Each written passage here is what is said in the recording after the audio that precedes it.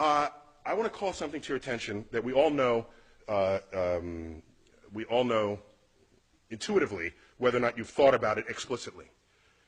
You go around the world and you find times and places where nations have excelled in one subject or another. There's a birth of that period of where they excel, and then there's a peak, and sometimes it drops off, and sometimes they hang on. And so you can ask the culture of that. What was going on in that nation to support those discoveries? And then what happened when they ended? And so I call that sort of naming rights. If you were there first and you did it best, you name things. Particle physics in this country, in the United States, was like going gangbusters after the Second World War. And the discovery of atomic elements, look at the periodic table. There's berkelium, californium, you know, we got half the United States up there in the upper, heavier elements of the periodic table. Am I right there, Sir Weinberg? Okay, I don't wanna That's not because the world liked California or Berkeley. It's because the work was done here. It's because there was an effort to excel in just those subjects. And it shows up in other ways. I'll give you just briefly. You know, part of the naming rights is that you don't have to name it. So, for example, while we didn't invent the internet, we certainly exploited it here in America. We did that sort of first and best. And so your email address does not end in .us. Everybody else is in the world, they got to say what country they came from. We don't. Okay? It's simple, but it's the consequence of being there first and doing it better than anyone had done it before. Do you know that the British postage stamp is the only postage stamp in the world that does not identify the country of origin? Because they invented postage stamps. So why should they have to say what country it is? It's their invention. Okay? Check them out. It's just the facts of this. The constellations of the night sky. It's the Greek and Roman, and it's lasted to this time because they did a really good job thinking that stuff up. All the mythologies of the heavens, that really stuck with us. All right, so I'm going to make a larger point. Not to get gratuitous on you here, but September 11, 2001, as we all know, this was going on in New York City. This is the view outside of my window. I live 4 blocks from ground zero. Excuse me, this is the corner of the building in which I live. I went outside to get this view. I was at the time judging whether I should go collect my daughter, who was in an elementary school 2 blocks north of the North Tower. North is to the right in this picture.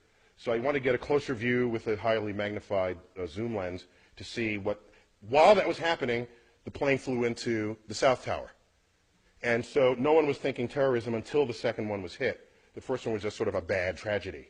And so these are just 3 frames from my camcorder. This is at t equals 0. This is 1 second, well, like actually a fraction of a second. The plane was moving probably 500 miles an hour.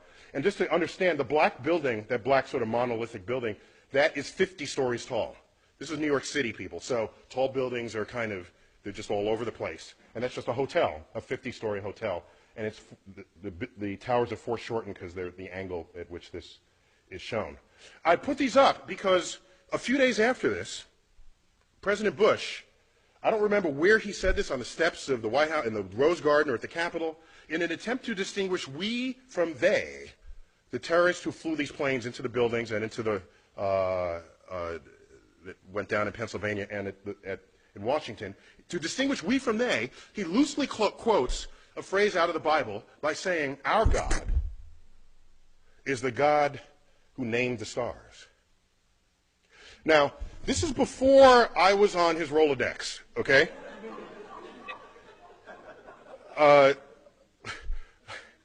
Because I could have helped him out there.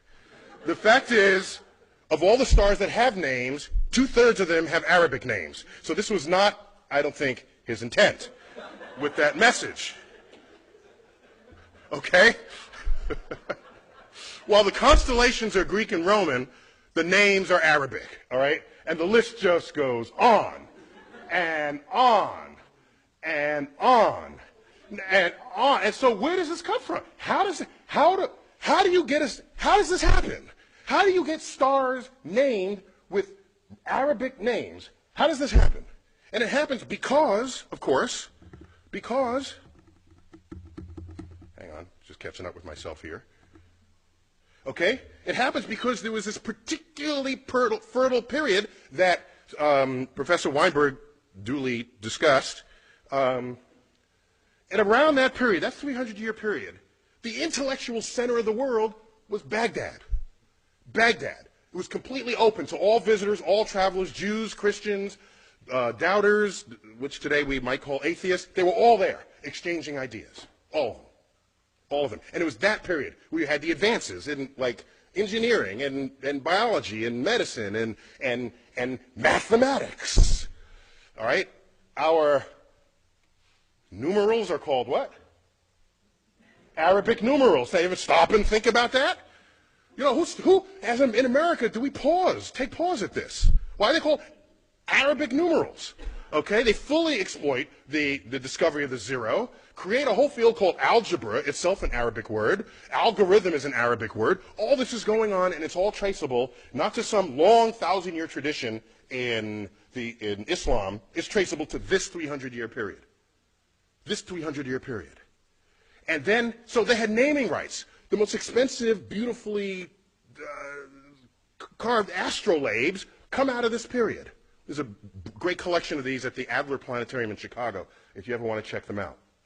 So navigation, celestial navigation, all of this is traceable to this period.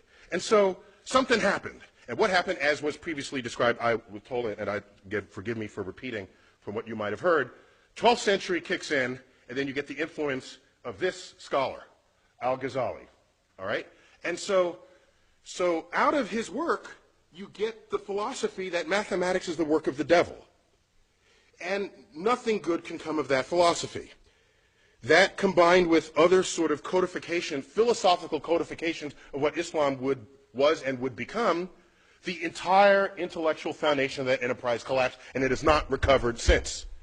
Over that period, all these books were translated into Arabic on a scale not seen since then. And so why am I even going here? Because I'm trying to explain to you that you fast forward, the dangers here is that you fast forward to 21st century America and ask, what influences are we feeling now? Because that period, that naming period in Islam stopped and it never recovered. Because the way of thinking about the natural world, revelation replaced investigation. Okay? So I fast forward to 21st century, and what do you find? You get things like this. Okay? This is in America. All right? So now, what I find interesting is it's a level of passion that it requires to actually do it. You got to, like, pay for this. Okay? A sensitivity to the money aspect of it. But we all know tomorrow's economies will be founded on innovations in science and technology, and of course that gets cut short if we lose our civilization, as what happened in Islam in 1100. And the last thought I'll leave you with, which concerns me greatly, if you do the math, okay? You know, just look. You look at all the Nobel Prize winners there ever were, some even in this room, and ask how many were Muslim. And it's like one, maybe two. Okay, I think a second one was in economics. And the one we referred to was described earlier, the co-winner of the Nobel Prize with Professor Weinberg, Abdus Salam. And he's not Middle Eastern Muslim, he's Pakistani Muslim. Okay? Now, how many Nobel Prizes are won by Jews? It's like a fourth of the Nobel Prizes. Okay? Some high fraction of the total. And then you look, how many Muslims are there in the world? It's like 1 billion Muslims. How many Jews? 15 million tops. Okay? So you could ratio these numbers. Had Islam not collapsed in its intellectual standing in the year 1100, and you just do the ratios, they would have every single Nobel Prize today. So the fact that it's not only just a few, it's near zero, is deeply worrying. I'm concerned about what lost, what brilliance may have expressed itself and did not in that community over the past 1,000 years. And so what I want to put on the table is why, so that's the end of my talk, but I want to say, I want to put on the table not why 85% of the National Academy rejects God. I want to know why 15% don't. And that's really what we got to address here. Otherwise, the public is secondary to this. Thank you for your attention here.